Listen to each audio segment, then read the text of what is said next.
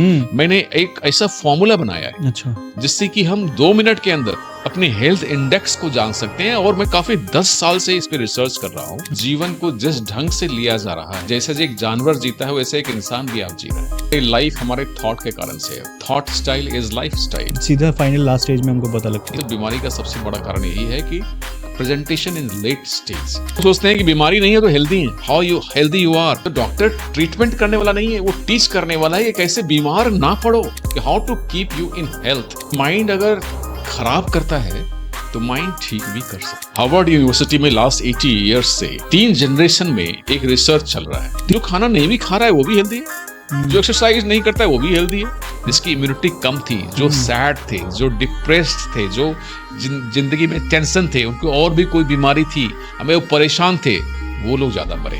जो ऋग्वेद में कहा गया है मनोरभव, simple. Oh man, be the man. You cannot produce a disease care center.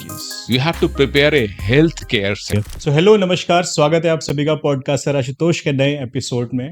और आज का एपिसोड बहुत ही खास होने जा रहा है क्योंकि ये आपके, मेरे और भारत में बात करें या विश्व स्तर पर बात करें, हर उस व्यक्ति से जुड़ा हुआ है क्योंकि हम आज बात करने वाले हैं स्वास्थ्य के ऊपर।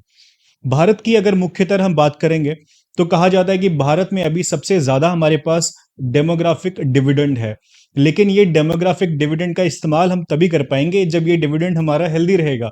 और इसीलिए भारत की सारी जनसंख्या को यदि हम देखें तो हर 3 में से एक व्यक्ति ऐसा मिलेगा जिसको शारीरिक या मानसिक तौर पे कुछ ना कुछ दिक्कत फेस करनी पड़ती है। तो आज जब हम राष्ट्रीय डॉक्टर्स डे के दिन आज साथ में बैठे हैं तो हम इन्हीं मुद्दों के इर्द गिर्द बात करेंगे और बात करेंगे कैसे भारत में हेल्थ इंफ्रास्ट्रक्चर की स्थिति आज के टाइम में क्या है।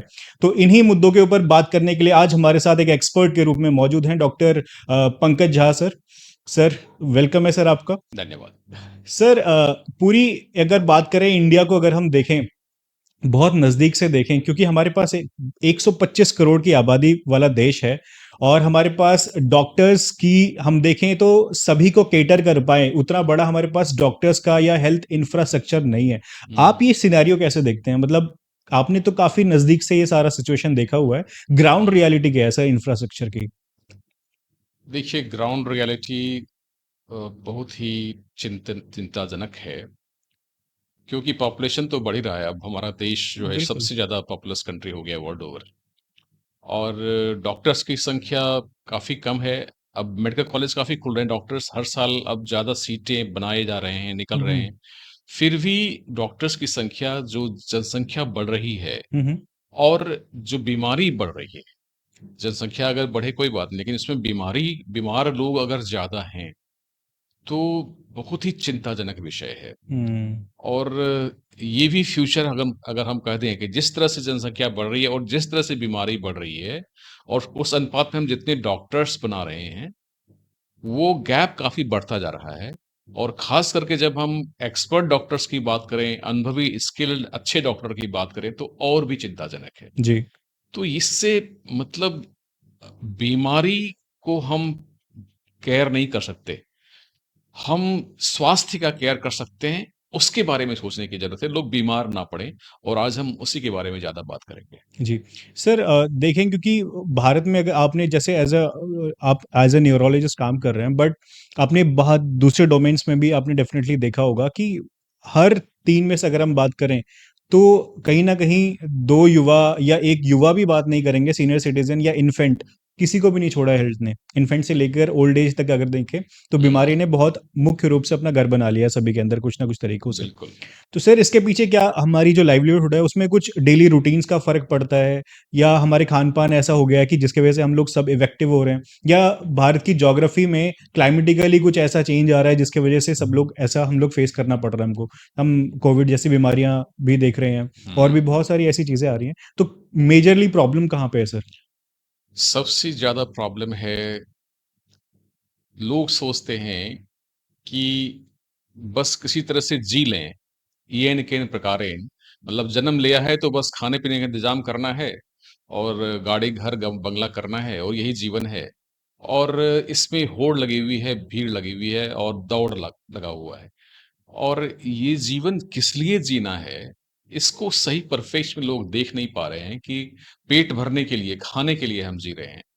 ये नहीं सोचते कि हम जीने के लिए खा रहे हैं। जीना जो है डिफरेंट पर्सपेक्टिव है, वो खाने-पीने से परे की चीज़ है। हुँ, हुँ। और वो जो हम रियलाइज़ नहीं करते हैं और सिर्फ़ इस मटेरियलिस्टिक चीज़ों के ऊपर हम जो भाग रहे हैं, तो वो बीमारी का सबसे बड़ा कारण आज हो गया है। लोग अपने आप को इनफ नहीं समझते, हमेशा किसी न किसी रूप में कमी महसूस करते हैं और ये धीरे-धीरे बढ़ता ही जा रहा है। हम बीमारी के विभिन्न कारणों के बारे में बात करेंगे, लेकिन जीवन को जिस ढंग से लिया जा रहा है, वो जैसे एक जानवर जीता है, वैसे एक इंसान भी अब जी रहा है। दोनों में बल्कि इंसान और बदतर हो चुका है जानवर से भी। तो बीमारी का ऑब्वियस कारण है और कोई बताने वाला नहीं है इसके बारे में, हुँ। कोई इसको समझाने वाला नहीं। जी, आज हम जुड़े हैं तो मेजरली मेरा कारण यही है क्योंकि मैं आपके स्पीचेज़ वगैरह सुनता रहता हूँ, तो उसमें आप मेजरली इश्यूज़ के नहीं, इश्यूज़ के रेज़ोल्यूशन की आप बात करते हैं।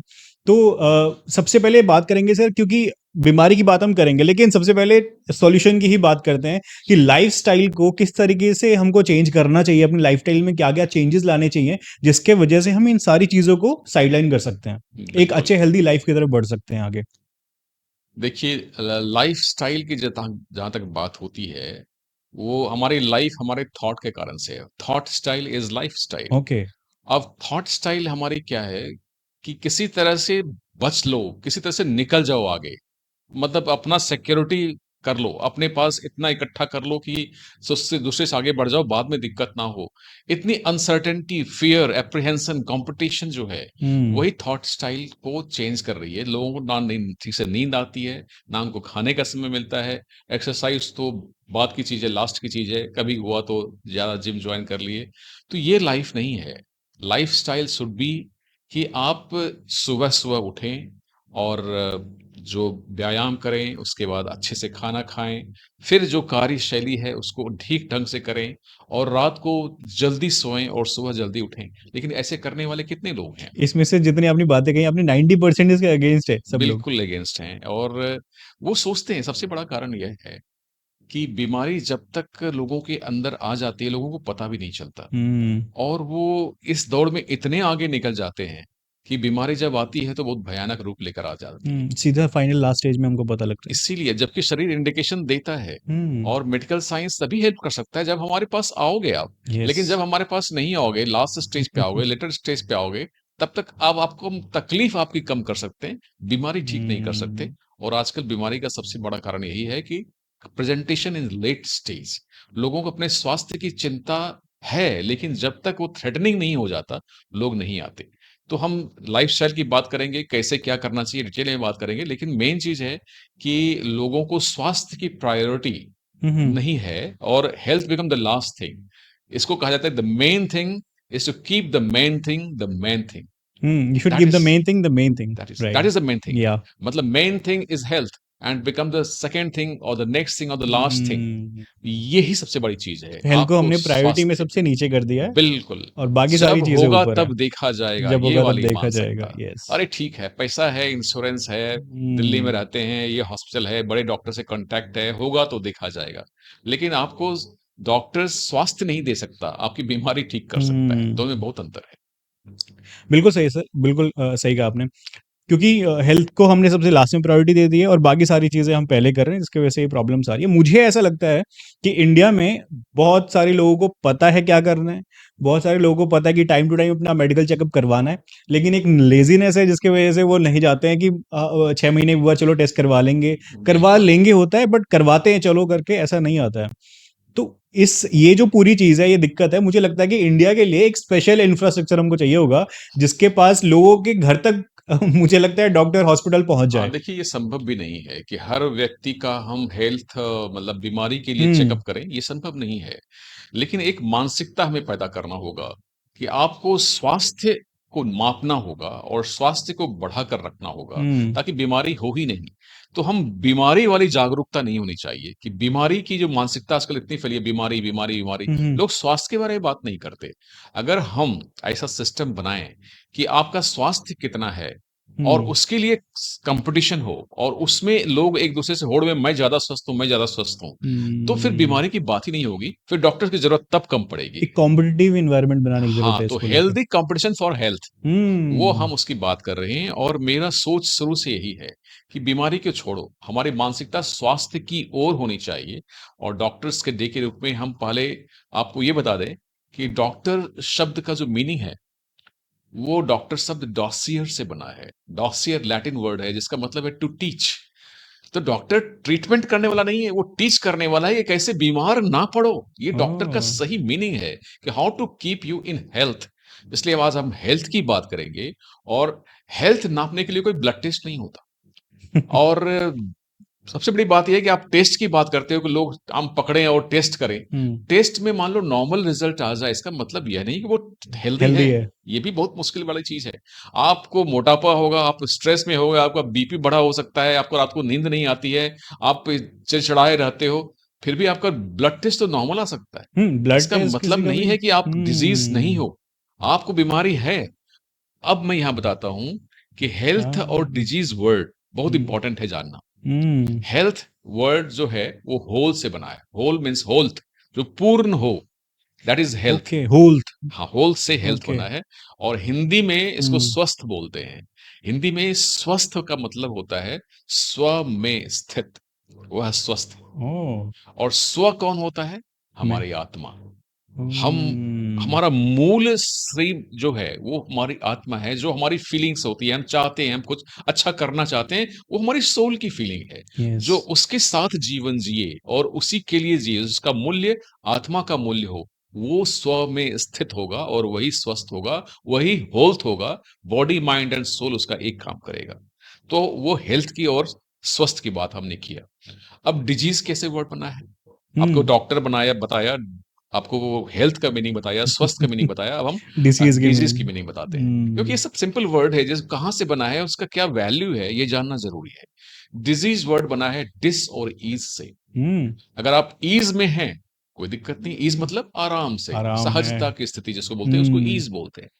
लेकिन जब आप असहज हो जाते हो, वो डिस ईज है। वो डिजीज नहीं है, डिसीज़, बल्कि डिस ईज है। डिसीज़, आपको किसी ने कुछ बोल दिया, आपके अंदर के लगातार एक डर है, आपको ठीक से नींद नहीं आने रही है, आपका खाना पीना कुछ बिगड़ गया है। हुँ, ये बीमारी नहीं है, वो डिजीज नहीं है, ये डिस डिसीज़, ईज है।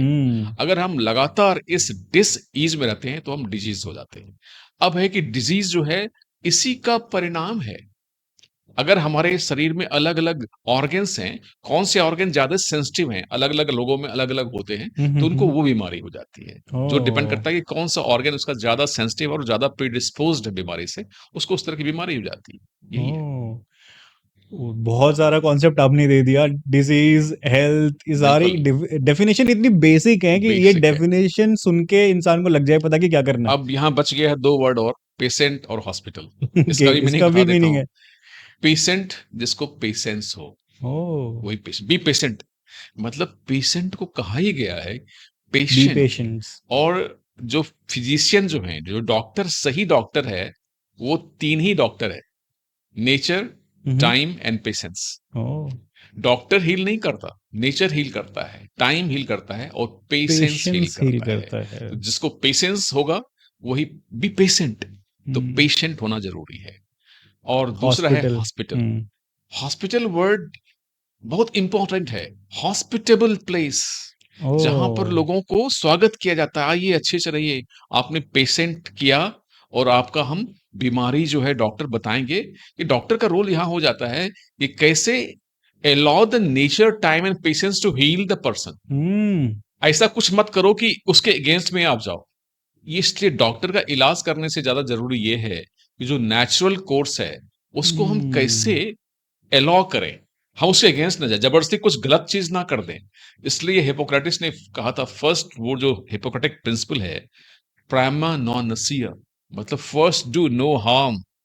आजकल ओह! क्या हो रहा है, डॉक्टर्स या कहीं भी हुँ, गलत इलाज हो रहा है, गलत जांच हो रहा है, गलत इंजेक्शन लग गया और the solution becomes more than the problem. Problem, yes, तो समाधान समस्या को और बढ़ा दे रही और है। बढ़ा दे रही है। तो प्राइमा नॉनसियर नहीं हो रहा है। इसलिए हुँ, समाधान को, समस्या को समाधान अच्छा करने के लिए करना चाहिए।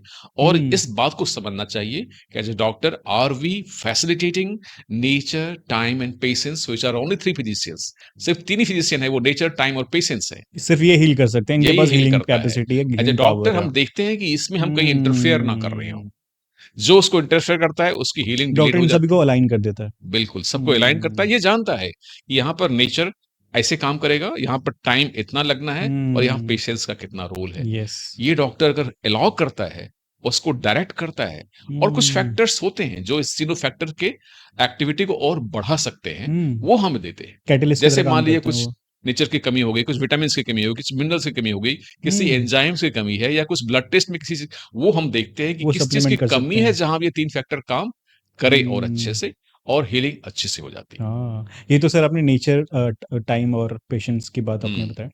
सर आपने पेशेंट्स को इतना करीब से देखा है और भी कई सारे पेशेंट्स को आप दिन भर में डील करते हैं। साइकोलॉजी कैसे एक पेशेंट को रिकवरी में हेल्प करती है सर? देखिए, जहाँ तक हम बात करते हैं, आप सब मानते हैं कि माइंड ठीक नहीं होगा तो बीमारी हो जाएगी। ये सब कोई, इसको स्ट्रेस में रहोगे भई तो नींद नहीं आएगी, बीपी बढ़ जाएगा। ये आम घरों में भी, ये हमारे ये भारतीय सब घरों में कोई भी बोला मानता है। जाता है ये सभी को। लेकिन यहाँ पर mind is acting on the body. हुँ, लेकिन माइंड अगर खराब करता है, तो माइंड ठीक भी कर सकता है। ये लोग हुँ, विश्वास करने को तैयार नहीं होते कि रिलैक्स करोगे, प्यार हुँ, करोगे, अच्छे से रहोगे, आराम से रहोगे, तो बीमारी ठीक भी कर सकते हो, उसका हुँ, रिवर्स भी हो सकता है। यानी कि body is a mirror of the mind. आहा! तो जैसे बॉडी माइंड इज़ का मिरर डिजीज़ में हो जाता है, हुँ, बीमार डिस-ईज़ है तो अब बॉडी डिजीज़ हो गया। हुँ, तो माइंड जब रिलैक्स्ड होगा, अच्छा फील होगा, तो फिर बॉडी भी हील करती है, ओके। और जब बॉडी हील करती है तो माइंड भी रिलैक्स होता है। तो बॉडी एंड माइंड एक दूसरे से कनेक्टेड है, दोनों एक दूसरे से मिला हुआ है, डायरेक्टली दोनों प्रोपोर्शनल है। एक दूसरे का दर्पण है, और हुँ, दोनों एक दूसरे को इफेक्ट करता है। इसलिए जरूरी है कि जो हम ऐसा वातावरण बनाएं और लोगों को माइंड को ठीक करें। माइंड मतलब they are in all in problems, तो उसको कैसे ठीक करना है उसके बारे में हम डिटेल में बात करेंगे। हुँ। सर आप मेडिटेशन की भी बात करते हो। आप कहते हो हेल्दी रिलेशनशिप इंसान को बहुत ज़्यादा हेल्प करती है। एक तो इटर्नली भी ग्रो करने में उसको काफ़ी हेल्प मिलता है, प्लस उसके हेल्थ को भी बहुत एनहांस करती बिल्कुल, है। देखिए अब आज डॉक्टर्स डे में ये भी बहुत इंपॉर्टेंट फैक्ट मैं आपको दे रहा हूँ कि हार्वर्ड यूनिवर्सिटी में लास्ट 80 इयर्स से हुँ, 3 जनरेशन में एक रिसर्च चल रहा है। 3 जनरेशंस। 3 जनरेशन से उनका उनका बेटा, क्योंकि 80 साल से हुँ, मतलब 3 जनरेशन से ज़्यादा ही हो जाता है। ये रिसर्च कर रहा है कि आखिर लोग बीमार कैसे पड़ते हैं? हुँ, क्यों लोग बीमार पड़ता है? तो बहुत सारे फैक्टर्स को चुना। हुँ, तो बहुत लोग कहते हैं कि अच्छा खाना नहीं खाते हैं तो बीमार पड़ जाते हैं। ठीक। और बहुत जो एक्सरसाइज नहीं करता है वो बीमार पड़ वो जाता बीमार है। पड़ जाता है। या फिर जो पैसे वाले हैं वो बीमार कम पड़ते हैं, या जो पढ़े हुँ, लिखे हैं वो कम बीमार कम पड़ते बीमार हैं। पड़ते हैं। उन्होंने ये रिसर्च किया, हुँ, लेकिन देखा कि ये सारा फैक्टर उतना इम्पोर्टेंट नहीं है। अच्छा। जो खाना नहीं भी खा रहा है वो भी हेल्दी है, जो हुँ, एक्सरसाइज नहीं करता है वो भी हेल्दी है, हुँ, जिसका पढ़ा लिखा नहीं है उतना वो भी हेल्दी वो है, भी रादर हेल्दी बल्कि है, वो ज़्यादा हेल्दी है, और पैसे वाला नहीं, गरीब भी वो ज़्यादा हेल्दी है। ज़्यादा तो हेल्दी है। क्या फैक्टर इम्पोर्टेंट है भाई? हम लोग तो ये करते हैं, वो करते हैं। एक फैक्टर, इन चारों फैक्टर इम्पोर्टेंट है, लेकिन हुँ, एक हुँ, सर्टेन एक्सटेंट तक, उससे ज़्यादा नहीं। लेकिन सबसे ज़्यादा इम्पोर्टेंट है रिलेशनशिप। तो उन्होंने हुँ, देखा कि इस फैमिली में जितना ज़्यादा रिलेशनशिप का माहौल अच्छा था, उनके परिवार में कितना लोग जुड़े थे, कितने लोग हुँ, एक-दूसरे को सपोर्ट करते थे, एक-दूसरे के बारे में पूछते थे, एक-दूसरे के बारे में भला-चंगा सोचते थे, हुँ, उस फैमिली में बीमारी की संख्या कम और थी। सिवियरिटी कम थी। जिन्होंने अच्छा खाना खाया, अच्छे अच्छे पढ़े-लिखे थे, अच्छे पैसे वाले थे, लेकिन रिलेशनशिप खराब था, तो वो सारे बीमार पाए गए। उनको हार्ट अटैक हो रहा है, कैंसर, यही इंडिया में हो रहा है। हो रहा है, येस। आप पढ़े-लिखे हो, पैसे वाले हो, आपके घर में सब कुछ है, आप सब फैसिलिटी है आपके पास, फिर भी आप बीमार हो। खाने की कमी आपको नहीं है, रिलेशनशिप आप अच्छी अच्छा खाना नहीं खरीद है, सकते हैं, कुछ भी आप अमेज़न से मँगा के खा सकते हैं। खा सकते हैं। आप अच्छे घर में रहते हैं, आपके पास सब कुछ है, पढ़े-लिखे हैं, पैसे हैं, हुँ, फिर भी आप बीमार हो, because you are lacking in relationship. This. हुँ, माइंड का डिज़ीज़ सिर्फ़ रिलेशनशिप के खराब होने से होता है, और रिलेशनशिप का वर्ड का मतलब भी जानना ज़रूरी है। हुँ, what is relationship? You are only in relation to someone. अगर आप फादर हैं, तभी होंगे ना जब आपका बेटा-बेटी हो। येस। तो बेटा-बेटी होगा तभी आप फादर कहलाते हो, या हुँ, आपका फादर तभी आप बेटा-बेटी कहलाते हो। मतलब you exist only in terms of relationship, हुँ, और उसी को आप डिस्कार्ड कर देते हो, उसी को आप वैल्यू नहीं देते हो। बहुत बड़ा यू फैक्टर है। डोंट एक्जिस्ट, हुँ, और यही आपका तनाव का कारण होता है, स्ट्रेस और यही डेवलप करता दिमाग है। में चलता रहता है, और यही हमारे अंदर केमिकल्स पैदा करते हैं जो हमें बीमार करते हैं। सो अल्टीमेटली रिलेशनशिप हेल्दी रहा तो माइंड हेल्दी तो हमारी बॉडी हेल्दी। बिल्कुल, अगर ये उसके बाद लोग भूखे भी रह जाते हैं ना, तो बीमार नहीं पड़ते। नहीं पड़ते। जो खुश लोग होते हैं, वो मतलब कम खाते हैं, वो ऐसे ही इधर-उधर भागते रहते हैं, उनको ओबेसिटी नहीं होती। ये सब देखा गया है और पूरा रिसर्च किया गया है कि ओबेसिटी में क्या मेंटल स्टेटस होती है, उनके अंदर जो गुस्सा होता है, उनके अंदर जो डिप्रेशन होता है, उनके अंदर जो इरिटेबिलिटी होती है और एक पूरे बॉडी के केमिकल स्ट्रक्चर को बदलती है और जो भी खाते हैं वो स्टोर हो जाता है फैट के रूप में। ये सारे हमारे थॉट के कारण से ही ओबेसिटी भी होता है। सब थॉट प्रोसेस के ऊपर है बिल्कुल। इम्पोर्टेंट।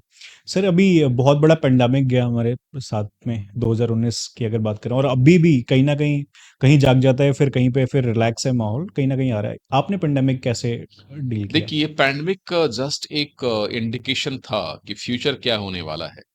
अगर कोविड आया और अभी कभी-कभी कुछ आ जाता है, हम्म। ये जस्ट एक वार्निंग है ह्यूमैनिटी के लिए कि बी प्रिपेयर्ड, अदरवाइज पैंडेमिक नहीं, ये पूरा ग्लोबली ऐसा इफेक्ट करेगा कि आप कुछ नहीं कर कहीं पाओगे नहीं जा पाओगे। And you will be helpless. मतलब एक सिंपल बीमारी थी, हम्म। ना कोई दवा निकल पा रही थी, हम लोग सपोर्टिव मेडिसिन दे रहे थे, ऑक्सीजन, कुछ वेंटिलेटर, कुछ इम्यूनिटी बढ़ाने के लिए दवाई दे रहे थे। वी आर हेल्पलेस कि हम क्या करें, और हमारे सामने अच्छे लोग खत्म हो रहे थे। हम्म। सारा मेडिकल साइंस का लिमिट पहुंच गया था कि you have done so many things but this small virus has shown you the limit. हाँ। आप कहाँ पे हो, और इतने लोग मरे कि काउंटिंग नहीं हो सकती। तो ये जस्ट एक इंडिकेशन है कि ये भी मैं आपको कहूं कि किसी ने रिसर्च किया कि हमारी बॉडी की वाइब्स होती है, फ्रीक्वेंसी होती है, हम्म। जो हैप्पीनेस और लव का जो फ्रीक्वेंसी होता है वो बहुत हाई होता है। वो करीब अगर कंपैरिजन कर लो कि 500 600, कोविड का 0.25, 0.25। अगर हम उस फ्रीक्वेंसी की बात करें तो जो व्यक्ति का फ्रीक्वेंसी लो था, लो था। जिसकी इम्यूनिटी कम थी, जो सैड थे, जो डिप्रेस्ड थे, जो जिंदगी में टेंशन थे, उनको और भी कोई बीमारी थी, हमें वो परेशान थे, वो लोग ज्यादा मरे हैं।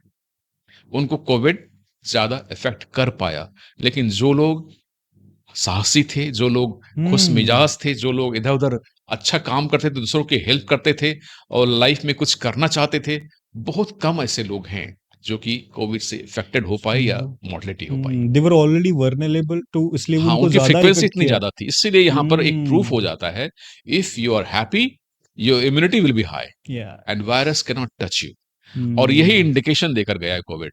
हम्म। बिकम अ मैन, मतलब जो ऋग्वेद में कहा गया है, मनुर्भव, Manohar Baba. Simple, O man be the be man, the man. ओ मनुष्य मनुष्य बनो, बनो। इंसान बनो, आप जानवर बन रहे हो, ये इंडिकेट करने आया है मनुर्भव। हम मनुर्भव नहीं थे और हम्म। ये कोविड हमें सिखा के गया है। अगर हम दोबारा इससे नहीं सीखते हैं तो इससे भयानक बीमारी फिर आएगी। और माल्थस का सिद्धांत है, अगर आप पॉपुलेशन बढ़ा रहे हैं और एक पैटर्न, एक विचार, एक संस्कृति को आगे नहीं बढ़ा पा रहे हैं, तो एक ऐसी झपट आएगी कि पूरे पॉपुलेशन को मिटा देगा और पूरी सभ्यता अब खत्म हो जाएगी। हम अपने को बचाने के लिए, अपने को बढ़ाने के लिए, अपने हम्म। धन दौलत इज्जत शोहरत के लिए काम करते हैं, लेकिन पूरी मानवता के बारे में नहीं नहीं सोचते सोच हैं। रहे हैं। तो ऐसी यस। बीमारी आकर हमें याद दिला देती है कि आपकी वो धन दौलत शोहरत काम नहीं आने वाली। Yes sir. सर ये कोविड जैसे पेंडेमिक जब आते हैं हमारे सामने में, तो मुझे ऐसा लगता है कि भारत या बोलें विश्व में, हम हेल्थ इंफ्रास्ट्रक्चर जिसके बारे में हम मेजरली आज बात भी कर रहे हैं, तो उसकी टेस्टिंग कहीं ना कहीं हो जाती है। हमने बिल्कुल, देख लिया, आईना दिख गया हमको, मैंने आपको कहाँ पे बताया है ना कि जिस इंफ्रास्ट्रक्चर तरह से हमारा। पॉपुलेशन है, डॉक्टर्स हॉस्पिटल्स नहीं नहीं है। हैं। यस। इसीलिए बहुत जरूरी है कि लोगों को हेल्दी रखा जाए। बीमार होंगे और हम बीमारी के लिए सेटअप बना देंगे तो you can not produce a disease care centre. Yes. You have to prepare a health care centre. आहा। ये बहुत जरूरी है। मतलब यस। मॉडर्न साइंस जो है बीमारी centre, disease care centre disease बना रही है, सेंटर एक बना। जहां बीमार लोग आ रहे हैं, पैदा हो रहे हैं, तो बीमारी हम ठीक करते हैं। ये जरूरी भी है, लेकिन उससे ज्यादा जरूरी है और जरूरी गवर्नमेंट को भी जरूरी है कि हेल्थ केयर सेंटर अलग से बनाए, जहां नॉर्मल लोग भी जाएं और काउंसलिंग अपने करें। हेल्थ को इम्प्रूव करें। हम्म। देखिए कि मेरा हेल्थ कहाँ पे है और हम हेल्थ को कैसे बढ़ाते हैं। और इसी के लिए मैंने ये उपाय किया है जो कि बहुत कम लोग जानते भी हैं। हम्म। मैंने एक ऐसा फॉर्मूला बनाया है अच्छा। जिससे कि हम 2 मिनट के अंदर अपने हेल्थ इंडेक्स को जान सकते हैं। और मैं काफी 10 साल से इस पे रिसर्च कर रहा हूं। जो इसका इंडेक्स 80 या 90 से ज्यादा आएगा वो बीमार नहीं पड़ सकता, उसको कोविड नामक चीज कुछ नहीं कर सकता। जिसका इंडेक्स 50-60 से कम आता है वही बीमारी से इफेक्टेड होते हैं। और उस हेल्थ इंडेक्स को हमारे वेबसाइट mydoctor.ltd में लोग जाकर के रजिस्टर करके नाप सकते हैं, 2-3 मिनट लगता है और वो बता पाएँगे कि आप कितने हेल्दी हैं। ये बहुत ज़रूरी है कि अपने हेल्थ को नापना और अपने हेल्थ हुँ, को फिर बढ़ाना। बहुत नॉर्मल लोग आते हैं, सर देखते हैं मेरा कितना है और आता है 60, 65, हुँ। 55 अच्छा मेरा इतना कम है। तब वो रियलाइज़ करते हैं, हाँ, मैं ये नहीं फिर वो करता हूँ मैं। कॉम्पिटिटिव नेचर एक आ जाता हाँ, है उनमें। तो लोग हुँ, अवेयर नहीं हैं क्योंकि बीमारी जो है जैसे मैंने कहा डिस-ईज़ में बहुत लोग हैं। डिसीज़ में बहुत लोग हैं। लोग सोचते हैं कि बीमारी नहीं है तो हेल्दी हैं। जो हुँ, health is not absence of disease बीमारी नहीं तो हेल्दी हैं। आप डिजीज़ नहीं हो लेकिन डिस-ईज़ में हो। Go hmm, back to health, how measure it, how you healthy you are, कितने हेल्दी आप हो और उसको बढ़ाने के लिए क्या करना चाहिए, वो सारा तरीका मैंने इस वेबसाइट में बताया है कि what should be your thought process, what should be your food, what should be your sleep, कैसे एग्जैक्टली होना चाहिए वो बताते हैं और लोग जो फॉलो करते हैं अपने इंडेक्स को बढ़ा सकते हैं और वो बीमार नहीं पड़ सकते। हुँ। सो सर इसमें इनपुट क्या-क्या डालना पड़ता है वेबसाइट पे? हाँ, ये चीज़ है आपको मैंने सिर्फ़ देखिए नॉर्मली हेल्थ ल के लिए हम लोग बीएमआई सोचते हैं कि बीएमआई 25 से कम होना चाहिए। बीएमआई क्या होता है हमारे हाइट एंड वेट का रेशियो होता रेशियो है, होता है। कि उसको हम नापते हैं और वेट अपॉन जो हमारे हाइट का जो मीटर स्क्वायर है उससे हम कर जो जो रेशियो आता है उसको हम बीएमआई बोलते हैं बॉडी हुँ, मास इंडेक्स। लेकिन बहुत पतले लोग भी बीमार हैं, येस, बहुत दुबले लोग भी बीमार हैं, बीमार उनका हैं, बीएमआई तो ठीक। तो ठीक व्हाट आर है। The other factors? तो 2 अदर फैक्टर मैंने जोड़ा है, वो बहुत इम्पोर्टेंट है। हुँ, वो है योर रेस्टिंग पल्स रेट और हमारे इस वेबसाइट में एक लिंक दिया हुआ है, गूगल प्ले स्टोर पे एक ऐप है, वो इंस्टॉल हो जाएगा। आप कभी भी अपना पल्स रेट फिंगर पीछे कैमरा के पीछे रख के आप नाप सकते हैं। आपके ब्लड फ्लो की पल्सेशन से वो देख लेता है कि आपका पल्स कितना है और काफ़ी एक्यूरेट होता है वो। कैमरा पे रख के नापते हैं हाँ, वो? कै जो मोबाइल का जो कैमरा है पीछे, हुँ, कैमरा में फिंगर रखेंगे, तो अपने आप लाइट ऑन हो जाती है और वो ओके। फिंगर का जो ब्लड फ्लो है वो चेक कर लेता है। तो ऐसे काफ़ी सारे ऐप अवेलेबल हैं हुँ, गूगल प्ले स्टोर पे। वो आप डाउनलोड करके आप इंस्टॉल करके आप नाप सकते हैं कि आपका पल्स रेट कितना है, हुँ, मतलब आपकी हृदय की गति कितनी है। हुँ, वो आप उसमें नापिए और जो कि नॉर्मली 70 से कम होना चाहिए। एक व्यक्ति हुँ, जो शांत है, मेंटली एंड फिज़िकली रिलैक्स्ड है, उसका पल्स रेट 70 से कम होना चाहिए, हृदय गति 70 से कम होनी चाहिए। और दूसरा फैक्टर मैंने जो ऐड किया है वो ब्रेथ होल्डिंग टाइम। आप हुँ, एक सांस लंबी लेकर के कितनी कितने देर देर होल्ड तक कर सांस सकते को हैं? रोक सकते हैं, वो उसमें हुँ, टाइमर दिया हुआ है। आप सांस लेंगे और टाइमर को ऑन कर देंगे और जितना देर तक सांस रोके, जब रोक नहीं पाएंगे तो स्टॉप कर दीजिएगा, तो टाइम इसमें अपने आप ले लेता है। फिर आप सबमिट करेंगे और आपका स्कोर आ जाएगा। वो सिंपल जो हम घर घर में लोगों को भेज करके हर व्यक्ति का हेल्थ इंडेक्स हम माप सकते हैं। और काफी रिसर्च मैंने किया है कि जिसका इंडेक्स 90 से ऊपर है वो बीमार तो कभी पड़ता ही नहीं है, पड़ ही नहीं सकता। रादर मैंने ब्लड प्रेशर डायबिटीज के पेशेंट का जो हमारे पास आए थे उसका पल्स हेल्थ इंडेक्स नापा जो हुँ, कि 50-60 के पास था और 2-3 हफ्ते का मैंने कोर्स कराया एक सामने में बैठ के और फिर ऑनलाइन भी, और उनका इंडेक्स बढ़ता चला गया। जैसे ही 80-85 क्रॉस किया, उनका ब्लड प्रेशर डायबिटीज कम होना शुरू हो गया और लगातार 2-3 महीने में दवा की जरूरत भी नहीं पड़ी। मतलब बॉडी जब हुँ, अपने आप को हेल्दी कर लेती है ना, तो बॉडी का इंटेलिजेंस इतना हाई है कि सारी बीमारी वो खुद ठीक कर देती है। There is hmm, a huge intelligence inside our own body. लेकिन हुँ, इसको हेल्दी रखोगे तभी काम करेगी। जब आपका इंडेक्स 50-60 से कम होगा तो उसकी इंटेलिजेंस कम हो जाती है और आपका जो हैबिट है, आपका जो थॉट है, आपके बॉडी पे डोमिनेट करता है। इसलिए हुँ, हेल्थ इंडेक्स को बढ़ाना बहुत जरूरी हेल्थ इंडेक्स इसलिए बहुत ज़रूरी है। है। Yes sir. इसलिए गवर्नमेंट को भी इसके लिए काम करना चाहिए। हम लोग गवर्नमेंट के पास जा हुँ, रहे हैं कि आप बीमारी के लिए काम कर रहे ओके हैं, इसी को लेके। समाज में हेल्थ हुँ, इंडेक्स को प्रमोट करिए, तभी आप अच्छे से इंफ्रास्ट्रक्चर दे पाएँगे। उससे पता चलेगा कि जिसका हेल्थ इंडेक्स कम है, उसके लिए हम स्पेशल फैसिलिटी देंगे कि कैसे इसको ठीक करें, एक कैंप लग सकता है। हुँ, जैसे योगा, मेडिटेशन जो भी करते हैं आप कराइए, लेकिन उससे हेल्थ इंडेक्स अगर बढ़ रहा है तो अच्छी बात है, वो नहीं बढ़ रहा है तो आपका मेथड खराब है या मेथड अप्लाई नहीं कर पा रहे हैं आप। वो हुँ, बढ़ाएँगे तो आप पॉपुलेशन को ठीक कर सकते हैं, फिर जिसका कम है उसका इलाज करिए और उसको हॉस्पिटल में इलाज कराने के लिए फैसिलिटी दीजिए। तो गवर्नमेंट को इस सारी बातों में सोचना पड़ेगा, not only disease care but health care in A measurable way. Hmm. Sir आज के सिनेरियो में अगर मैं पूरा देखूँगा तो इतनी सब के बाद अगर फ़ोकस किया जाए पूरी पॉपुलेशन पे इंडिया की, मेजरली हार्ट अटैक्स आजकल जो है ना वो मेजर एक कंसर्न बनकर आ रहे हैं पूरी पॉपुलेशन में। क्योंकि बहुत जो यंग एज के भी लोग हैं उनको भी हार्ट अटैक्स आने लगे हैं और जो ओल्ड एज में हैं उनको तो परसिस्टेंटली ये आ ही रहा है। बिल्कुल। तो ये सर इसके पीछे रीज़न या फिर इसका तुरंत जिसको पता नहीं है इसके लिए क्या मेजर लेना चाहिए? मेरे सामने कोई व्यक्ति बैठा है और उसको हार्ट अटैक अगर आ जाए, तो उसके लिए हुँ। क्या करना चाहिए? तो सबसे पहले देखिए हार्ट अटैक के बारे में जानने के लिए ज़रूरी ये है कि heart attack is the first cause of death. मतलब अगर 100 में से करीब 23-24% कॉज़ अगर मरने का है, वो तो हार्ट अटैक हार्ट है। अटैक है। सबसे पहला कारण है हार्ट अटैक और ये बढ़ता ही जा रहा है। अब बढ़ने का कारण मैंने बताया, जो disordered lifestyle and that is thought style. Thought अब स्टाइल। अगर आप लगातार यू आर इसको बोलते हैं फास्ट एंड फ्यूरियस लाइफ़, ये हो गया। फास्ट भी लाइफ़ है और फ्यूरियस भी फ्यूरियस है। भी है। तो वो सीधा आपके दिल को अफेक्ट करता है। दिल एक हम्म। इमोशन है, एक सॉफ्ट चीज़ है। वो कुछ भी बोल दोगे तो वो धड़कने लगेगा तेज़ी से। आपके इमोशन से जुड़ा है और लगातार अगर हम डर, लालच, हिंसा, कॉम्पिटिशन, किसी ने क्या बोल दिया, किसी को दबा के रखना, किसी से पीड़ित होते रहना, अब हर वक़्त यही लोगों का चल रहा है, तो दिल पर काफ़ी प्रेशर पड़ रहा है। एक दिल पे इमोशन का प्रेशर है, दूसरा है कि ना हम ठीक से साँस लेते हैं, ना ठीक से एक्सरसाइज़ करते हैं, ना बॉडी को एक्सरसाइज़ करवाते हैं, हमारे की ऑक्सीजन टॉलरेंस, हमारी कार्डियक टॉलरेंस कम हो गई है, हमारा डाइट ठीक नहीं है, हम ज़्यादा फैट लेते हैं, हम सेडेंटरी लाइफ़स्टाइल लेते हैं, तो इन सब कारण से बॉडी की फैट लेवल बढ़ जाती है और सीधा हार्ट के वेसल को, जो हार्ट को ही सप्लाई करती है, वो ब्लॉक कर देती है और हार्ट अटैक हो जाता है। हार्ट अटैक क्या है? हार्ट का जो मसल है, उसको ब्लड सप्लाई मिलना बंद हो जाता है। ओह! उसका ही जो ब्लड वेसल है वही ब्लॉक हो जाता है। ब्लॉक हो तो जाता हार्ट है। जो पूरे शरीर को खून देता है, उसी को खून नहीं मिल नहीं पाता है मिल पाता है। और यही हार्ट अटैक का कारण है। और इसका कारण सिर्फ़ और सिर्फ़ हुँ, मानसिक तनाव, खराब खाना, भोजन और lack of exercise and lack of happiness in life, यही है। सर एक ब्रेन हेमरेज भी एक बहुत बड़ा टर्म है, जो इस बिल्कुल। बीच में आता है। इसके देखिए बारे में हार्ट थोड़ा। अटैक के बाद नेक्स्ट कॉज़ है वो स्ट्रोक है।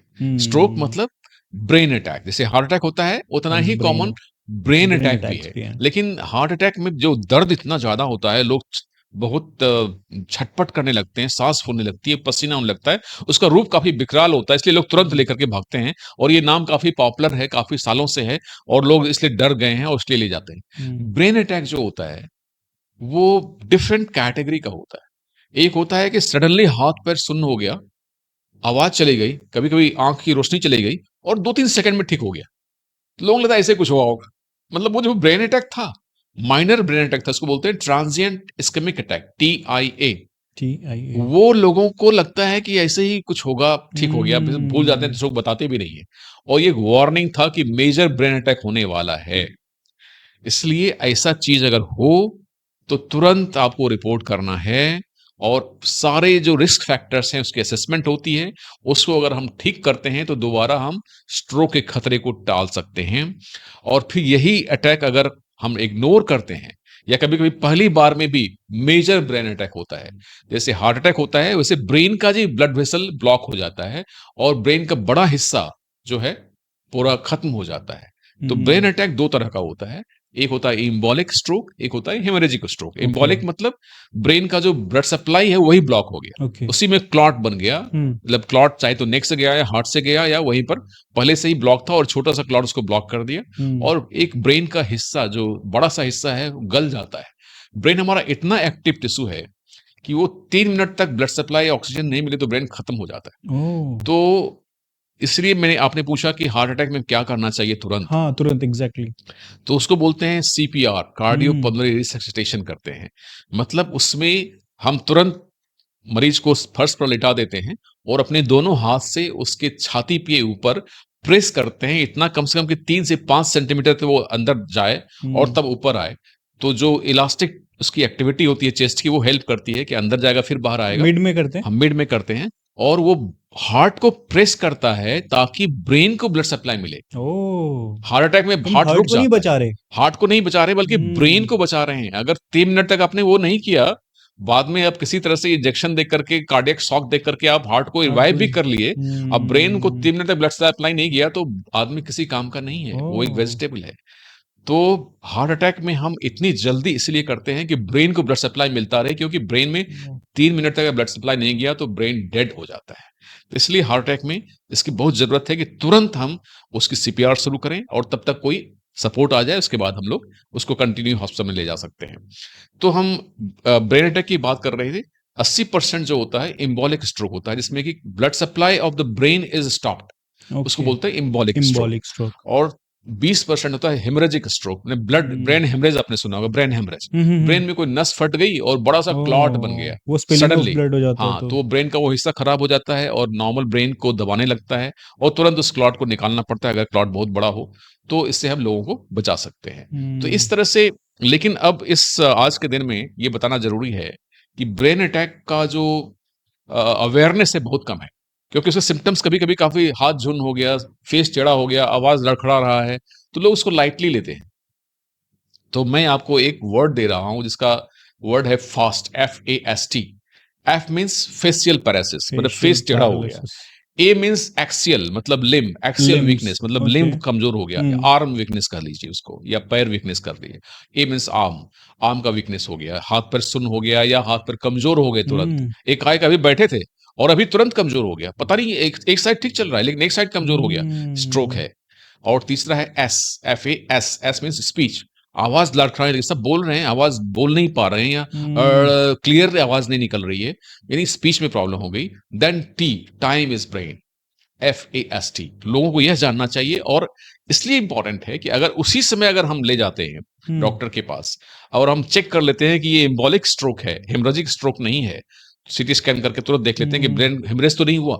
अगर नहीं हुआ इसका मतलब वो एम्बोलिक स्ट्रोक है, ब्रेन का हिस्सा गल रहा है जहां पर खून नहीं जा रहा, तो हम्म। तुरंत हम इंजेक्शन देते हैं जो कि इस क्लॉट को ब्रेक कर देता है और ब्लड सप्लाई को फिर से रिट्रीव कर लेता है। और 3 से 4 घंटे के अंदर हम ये कर लेते हैं तो लोगों को हम पैरालिसिस से बचा सकते हैं। ओ। तो ये बहुत जरूरी है कि ऐसे अटैक अगर हो, आपका फास्ट एफ हो, facial weakness, axial arm weakness, speech facial problem हो, एक्सियल तो स्पीच तुरंत आप एंड द डॉक्टर के टाइम पास ले इज जाएं। ब्रेन। ये मत सोचें कि हम्म। ऐसे कुछ हो गया होगा, ठीक हो जाएगा, मतलब इसको ब्रेन आपका वार्निंग दे रहा है, आप डॉक्टर के पास ले जाएं। और इंजेक्शन अब बहुत कॉमनली अवेलेबल है, न्यूरोलॉजिस्ट अगर हर जगह है, उसके अंडर में ये सारा केयर किया जाता है और हम पेशेंट को बचा सकते हैं, उनकी हाथ पैर को बचा सकते हैं।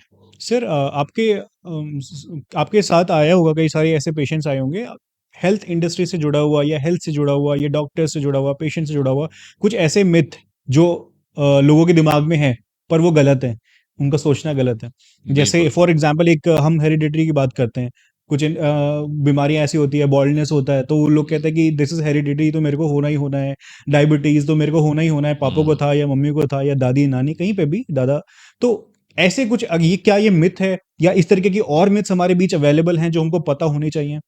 देखिए, इसके पहले मैं आपको ये बताऊं कि 30 से 40 साल तक शायद आपको हेल्थ प्रॉब्लम नहीं करता, कि आपको मेहनत नहीं करना पड़ता है हेल्थ के लिए। लेकिन हम्म। 40 साल के बाद हेल्दी रहने के लिए मेहनत करना पड़ता है।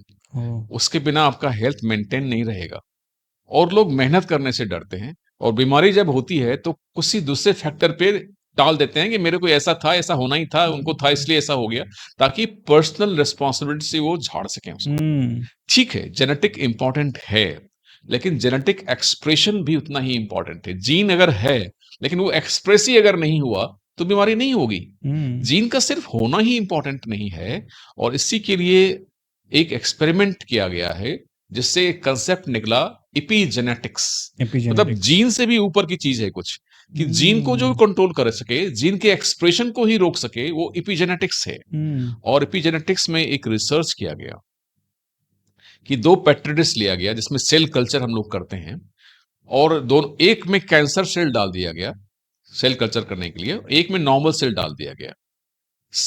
जिसमें कैंसर सेल था, तो हमने एक एक्सपेरिमेंट किया जिसमें कि सेल कल्चर किया गया, और सेल कल्चर 2 पेट्री डिश में किया गया। एक में कैंसर सेल था और दूसरे में नॉर्मल सेल था। ओ। लेकिन जिसमें कैंसर सेल था, उसमें जो केमिकल्स थे, जिसमें जो केमिकल था वो नॉर्मल केमिकल था, हैप्पी केमिकल था, जो हम खुशी हम्म। महसूस करते हैं, जो हमारे बॉडी में जो केमिकल होता है वो केमिकल था उस कैंसर सेल के चारों तरफ। और एक नॉर्मल सेल के चारों तरफ जो केमिकल था, उसमें जो स्ट्रेस केमिकल होता है, जब हम दुखी और गुस्सा महसूस करते हैं, हम्म। जो केमिकल ज्यादा होता है बॉडी में, वैसे केमिकल उस से में थे। अब ये देखा गया कि कैंसर सेल प्रोग्रेस नहीं कर पाया कैंसर में, ओ। लेकिन नॉर्मल सेल कैंसर बन गया। इसका मतलब यही है कि जीन उसमें एक्सप्रेस नहीं हुआ, क्योंकि उसकी एनवायरनमेंट ऐसी थी नहीं। लेकिन नॉर्मल सेल कैंसर बन गया क्योंकि उसका एनवायरनमेंट ऐसा था। इसलिए हम्म बात आती है हैप्पीनेस की। हम्म अगर हम हैप्पी होते हैं, हमारा रिलेशनशिप अच्छा है, हम अच्छा काम करते हैं, हम दूसरों की सेवा करते हैं, हम एक दूसरे को हेल्प करते हैं, तो हमारे बॉडी में ऐसे केमिकल्स निकलते हैं। अगर कैंसर की जीन भी है तो वो एक्सप्रेस नहीं हो पाएगी हम्म अनलेस बहुत ही डोमिनेंट जीन हो, जिसके बारे में रेयर केसेस होते हैं, जिसको हम पहचान सकते हैं। ऐसे अनफॉर्चुनेट केस होते हैं, लेकिन बहुत रेयर होते हैं। ऐसा नहीं है कि वो नहीं होते, ऐसे केस होते हैं कि माता पिता में अगर है तो बच्चों में होना ही है, और वो बहुत डेंजरस भी होता है। ऐसे रेयर केसेस हैं, लाखों में 10 लाखों में एक होते हैं। लेकिन हम हम्म कॉमन की बात करें कि जिसमें जीन अगर है भी तो वो कैंसर नहीं बन पाएगा, अगर हमारी सोच ऐसी है, अगर हमारे बॉडी का सेल का इन्वायरमेंट ऐसा है, तो that can not grow into cancer. Hmm sir, neurologist और साइकेट्री में क्या डिफरेंस है? मतलब बेसिक ऐसा किसको जाना चाहिए एक साइकेट्रिस्ट के पास, जो कुछ ऐसी हम्म प्रॉब्लम्स, कुछ ऐसे सिम्टम्स? देखिए, बिल्कुल साइकेट्री में जिसको बोलते हैं न्यूरोसिस एंड साइकोसिस, एक हम्म वर्ड है जिसमें कि माइंड की जो डिसफंक्शन होती है वो जनरली साइकेट्रिस्ट का काम है। साइक मतलब होता है माइंड, माइंड। जो जो माइंड के फंक्शन को कंट्रोल करे और उसको मॉडिफाई करे मेडिसिन से और मेथड से, उसको साइकेट्रिस्ट कहते हैं। हम्म लेकिन ब्रेन का जो फंक्शन है, जो नर्व का फंक्शन है, जो उसके वेसल का फंक्शन है, न्यूरॉन्स का फंक्शन है, जो ब्रेन को बनाता है, उसमें जो इन्फेक्शन हो गया, उसमें जो डिजनरेशन हो गया, माइंड फैक्टर वो नहीं है, उसको हम न्यूरोलॉजिस्ट ठीक करते हैं। हम्म अब न्यूरोलॉजिस्ट और न्यूरोसर्जन में क्या अंतर है? हम्म जो मेडिसिन से ऐसी बीमारी को ठीक करते हैं, इसमें सर्जरी की जरूरत नहीं है, जरूरत वो नहीं है। न्यूरोलॉजिस्ट हैं। ओ। और बीमारियां जैसे कि ब्रेन ट्यूमर हो गया, हेमरेज हो गया, नस फट गया, ये सब नस में कहीं एनरिज्म बन गया, कुछ हम्म बैलून बन गया, तो जिसमें सर्जिकल ढंग से ठीक किया जाता है ऐसी तकलीफ को, उसको हम न्यूरोसर्जन कहते हैं। ओ। तो आजकल इंडिया में न्यूरोसर्जन न्यूरोलॉजिस्ट तो हैं,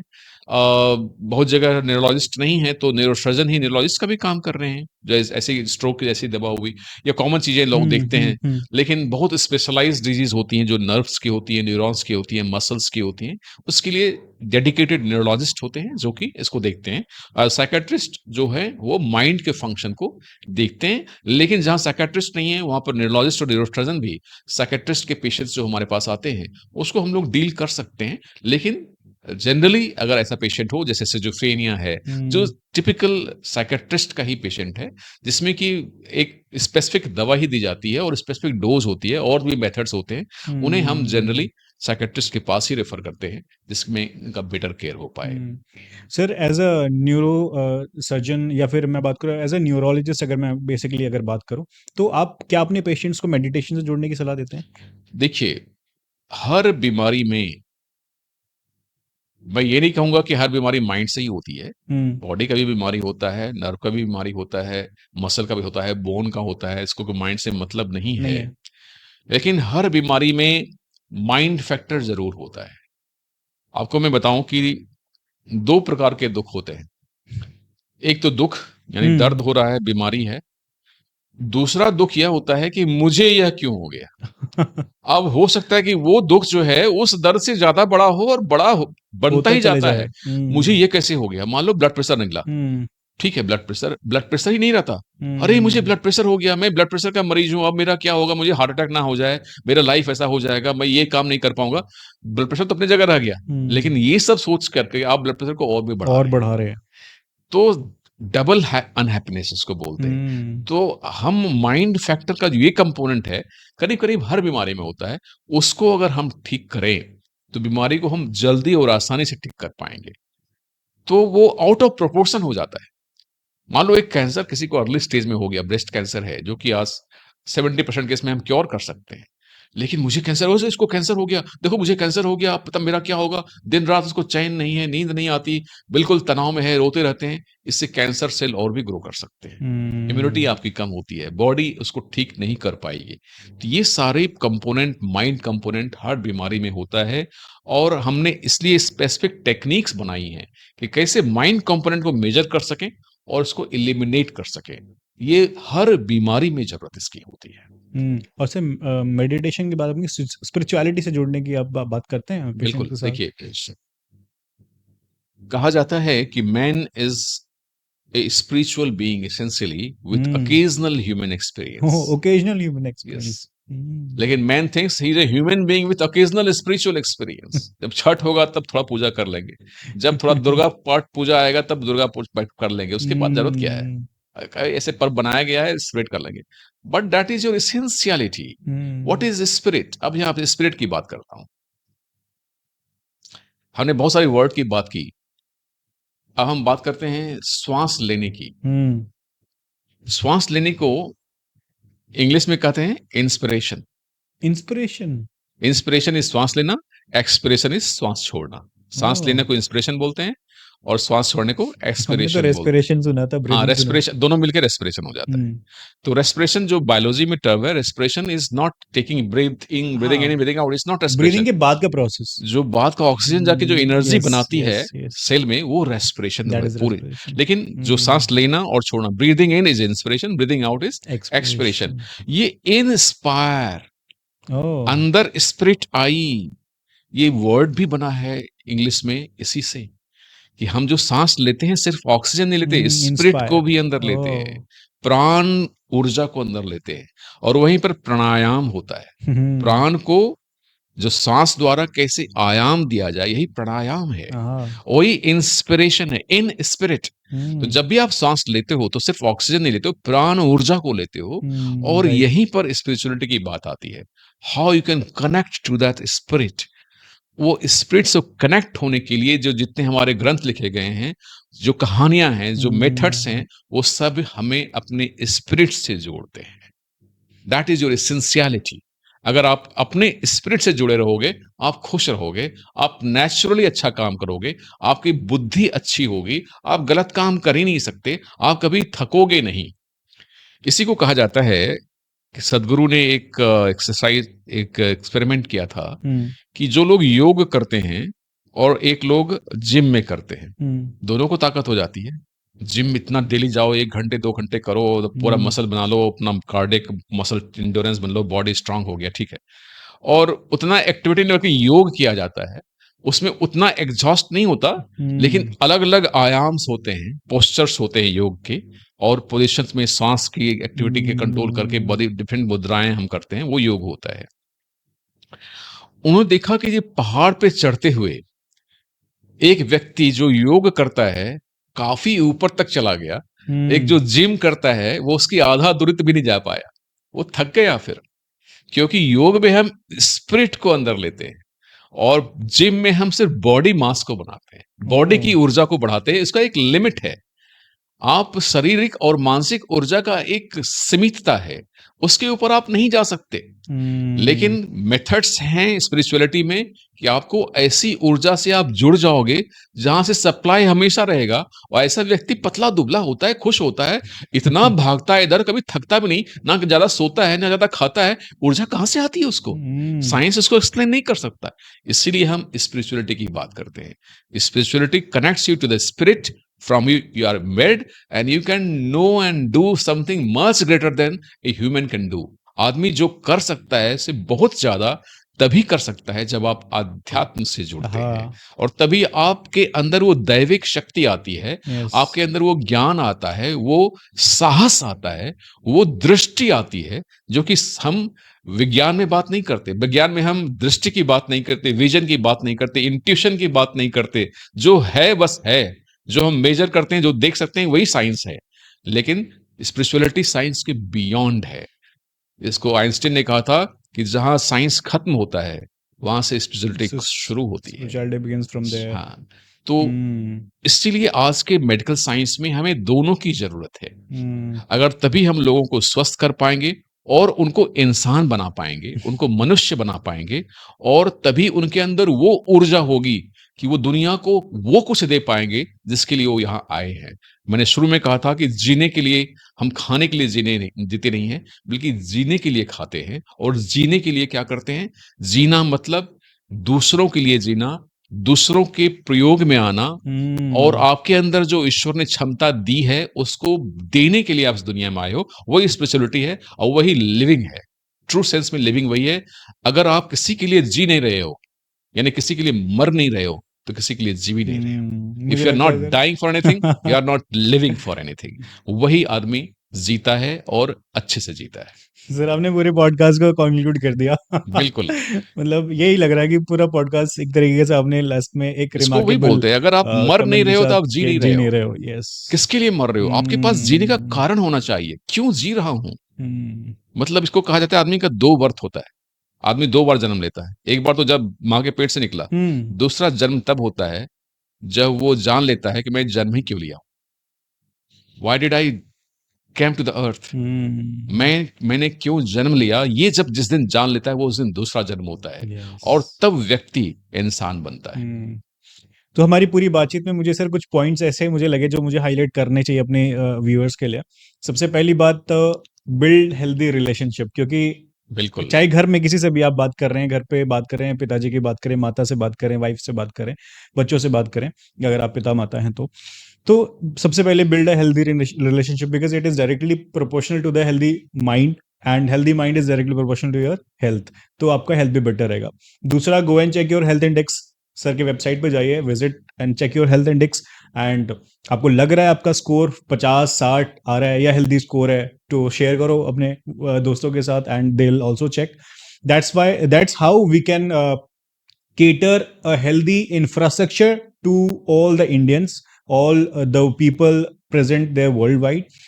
और बात हम करेंगे अगर हेल्थ को लेकर, या हमने अभी मेडिटेशन की बात की, हमने योगा की बात की, हमने स्पिरिचुअलिटी की बात की। We all come from a different religions, I understand that. So आप अपने अपने रिलीजन के साथ जुड़े, वहां की स्पिरिचुअलिटी आप कहीं से भी जुड़े, आप ध्यान करें, तो that is basically going to help in improving the quality of living lifestyle and the health of your mind। और भारत की अगर बात करूं मैं, तो अगर 19वीं शताब्दी अगर ब्रिटेन का था, अगर 20वीं शताब्दी अगर अमेरिका का है, तो मुझे लगता है कि 21वीं शताब्दी हमारे भारत का है। और definitely we are going to conquer, and Bharat will become a विश्व गुरु। And that is how because क्यों कैसे बनेंगे? By catering a healthy lifestyle to all the people, all the citizen of India. And that's how people like Dr. Pankaj Jha are working towards the betterment of life of people, the betterment of living style of people present here। So thank you sir आज हमारे साथ जुड़ने के लिए, और बहुत ही बेहतरीन बिल्कुल। बातचीत आज आपके साथ की। मैंने फिर से रिक्वेस्ट करता हूँ सबको, हमारी वेबसाइट यस। mydoctor.ltd पर आएँ, रजिस्टर करें। और मैं वहाँ पर नीचे मैंने काफ़ी ब्लॉग्स लिखे हैं, जो भी मैंने बातें बताई आपको, तो काफ़ी ब्लॉग्स हैं जो लोग पढ़ सकते हैं, उसके बारे में जान सकते हैं। और काफ़ी सारी मतलब एक्सपेंशन ऑफ हो रहा है, हम चाहेंगे कि हर कोई इसको देखें और हेल्थ के बारे में जागरूक हों और सबको बताएँ। सर आपने ब्लॉग की बात करी, तो मैं एक चीज और आपसे लास्ट हुँ। एक रिक्वेस्ट करूंगा। आप अपने इंट्रोडक्शन में, आप अपनी हॉबीज में लिखते हैं, आप गाते भी हैं, सिंगिंग करते हैं। अच्छी can you yes, yes. Sing 2 or 3 lines stanza for us, for our viewers? That will be a closing statement for this बिल्कुल, पॉडकास्ट। देखिए मुकेश का जो गाना है, जीना यहाँ, मरना यहाँ, इसके सिवा जाना जाना कहाँ। कहाँ। जी चाहे जब हमको आवाज दो, हम हैं यहीं, हम थे जहाँ, हाँ। अपने यहीं, दोनों जहाँ, इसके सिवा जाना कहाँ। Thank you, sir. Thank you for being with us. And it thank was you, an amazing discussion, amazing conversation. And thanks for joining us on this podcast. Thank And you. I hope viewers will get very much information from this conversation. And if you have got some informative content, do like and subscribe, and share this with your family, friends, to so that they can take some good initiatives towards refining their lifestyle. So thanks for being with us. Bye bye.